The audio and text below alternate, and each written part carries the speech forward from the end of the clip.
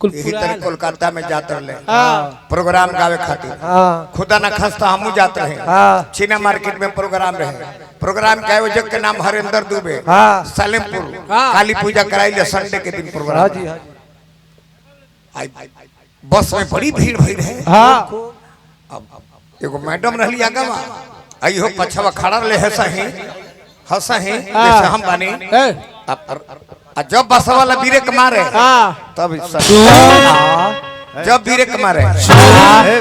जब ब्रेक मारे करत करत जिनकर व्यवस्था गड़बड़ा टाइट हो गई तो मैडम जो है तुम क्या करता है चिकना या पैर रखने का जगह नहीं चिकना चिकना तुम बीच में किसको खड़ा कर गांधा आदमी इतना गांधा आदमी है तू यहाँ पैर रखने का जगह नहीं है बीच में किसको तुम खड़ा कर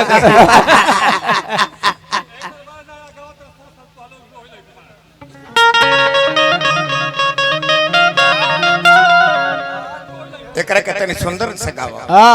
कि 100 साल पहले हमें तुमसे प्यार था हमें तुमसे प्यार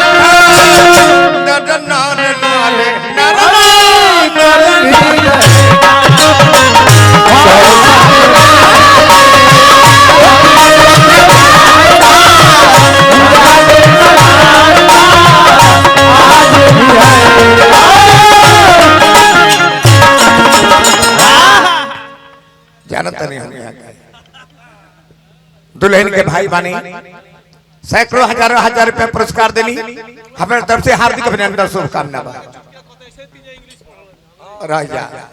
बाबू कह लेता नहीं तो कही है अभी है लोई कबार के ले रही है मौगा मर्द के तो 76 मिल गई ये गाना कबार के ले रही है तोरा के देखो प्रद्युमन बाबू नया बाड़वा सुंदर जवान भइल बड़ा फिल्म के शूटिंग चलत हुई एल्बम के शूटिंग चलत हुई हम खुश बानी जी भगवान नारायण जी तोहरा के फिल्म इंडस्ट्रीज में A1 के दर्जा मिलो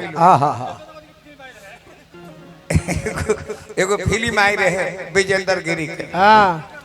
डॉक्टर बाबा फिल्म का नाम है डॉक्टर बाबा अच्छा तो जब शूटिंग करे खातिर जा सुनू तो हीरोइनिया उनका से 6 इंच ऊंचा रहा तो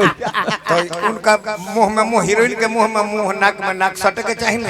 गर्दन पे गर्दन 4 गो नीचे ईंटा धरा है तब खड़ा खोते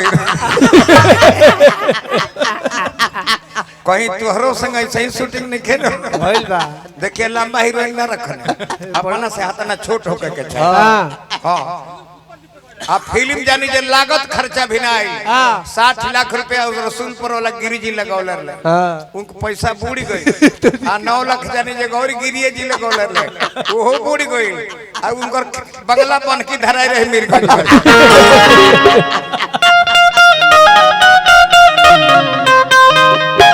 और ये तो लगा ही का ना गौरी का तुम एक मारेगो तो हम 3 मारेंगे जैसे चलोगे वैसे हम चलेंगे वैसे तो हम पहले मेरा ही कार्यक्रम शुरू हुआ था मैं कोई व्यंग्यात्मक गीत नहीं गया था मगर जब आपने खड़ा हुआ तो व्यंग ही व्यंग गाते चले गए इसलिए आपका जवाब देना बहुत जरूरी है गेंडा स्वामी हम तुम्हें मारेंगे मगर मारेंगे कब वो बंदूक भी मेरी होगी वो गोली भी मेरी होगी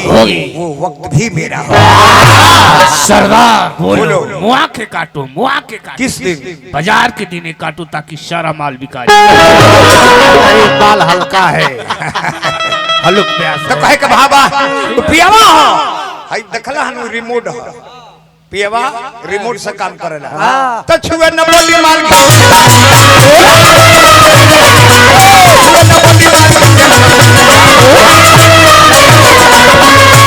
चाहे हिंदुस्तान पाकिस्तान चाहे चीन से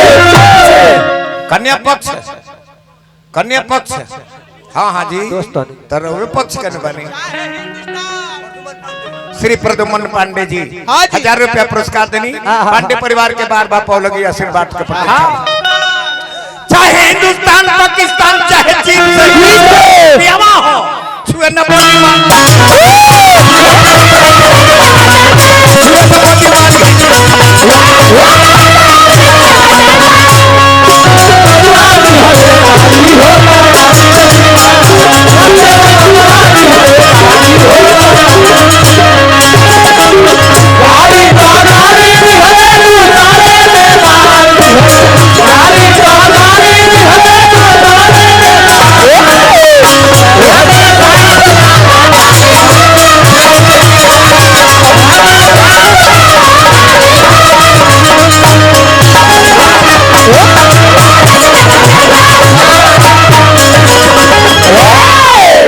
हमरा जब वही दियारा से चौबे जी बानी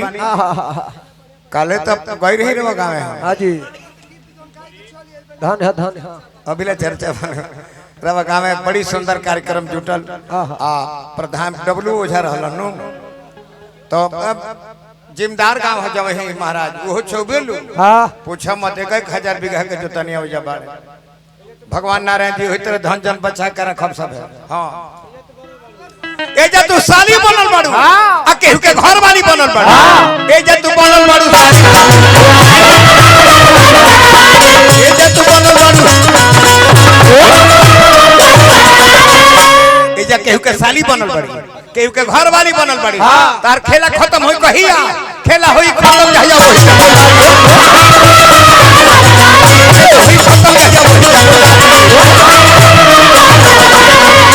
और तनी चटक रहे पंडित जी और तनी स्पीड में रहे चटक रहे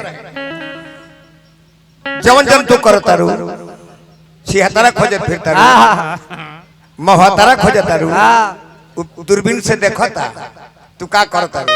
जवन जवन करता रू देखता दूरबीन से अरे छुए न पानी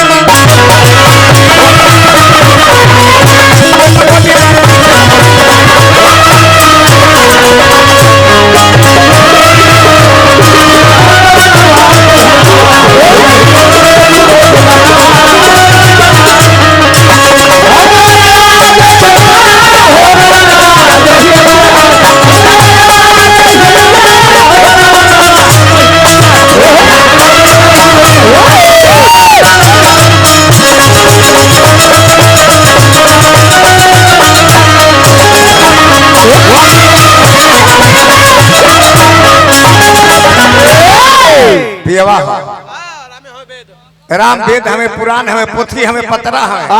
रामे हमें वेद पुराण हमें राम कहाना तक कोटी जाला खाता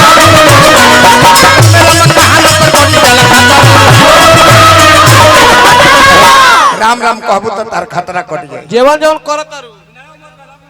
नया उम्र बा रिमझिम रिमझिम कहते तनिया अभी नया उम्र बा राम राम कहो कहाई भाई प्रदुमन जी अभी कीर्तन गावे का ज्यादा प्रयास करो ज्यादा फुहरपन गीत मत गावो अभी जवान बनो बदजो दांत बा कब जे हरे राम राम राम हरे हरे हरे कृष्ण कृष्ण कृष्ण हरे हरे अता तव टूट जाई वो दिन हो जाए पदुमा तनी हर कीर्तन गावो गइबो बाकी होले राम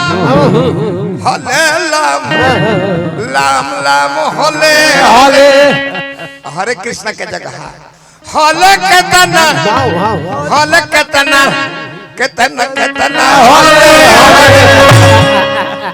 राम राम कहबो कहा जे लाम लाम कृष्णा कृष्णा के जगह पर केतना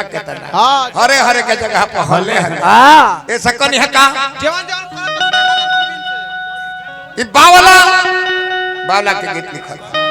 कि बावला न करनी तार सा भोहिरी छुए न पाए